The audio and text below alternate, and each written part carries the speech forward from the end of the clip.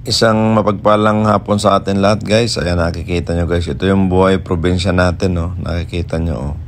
Talagang gatong lang ang pinanluluto natin sa probinsya, lalo pag mga ganitong may handaan, pistahan, birthdayhan, lahat ng handaan sa probinsya, yan, bayanihan yan, tulong-tulong talaga, lalo pag may okasyon. Halimbawa, kasalan, ayan, nakikita nyo, guys, napakadaming lulutuin natin na pagkain. Mapapalaban na naman tayo nito.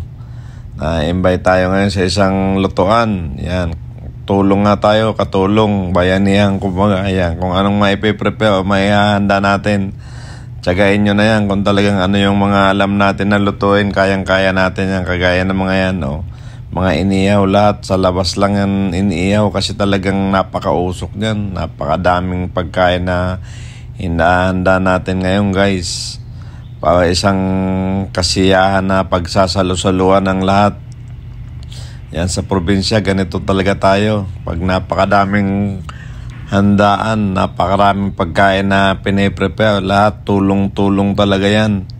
Kumbaga, makikita mo yun talagang sipag ng mga kababayan natin na ganyan. Nagtsatsaga at talagang nagtitiis sa usok at init niyan. Grabe. Mairaos lang kung anong handaan meron tayo sa probinsya, pero nakakamiss, di ba? Ayan, nakikita nyo, guys, so napakadaming prutas, yung mga buko salad, yung mga ganyan, yan, nasa rep niyan, hindi natin makukuha ng picture o video yan. Kaya ano pa inaantay nyo? Tara, kain tayo!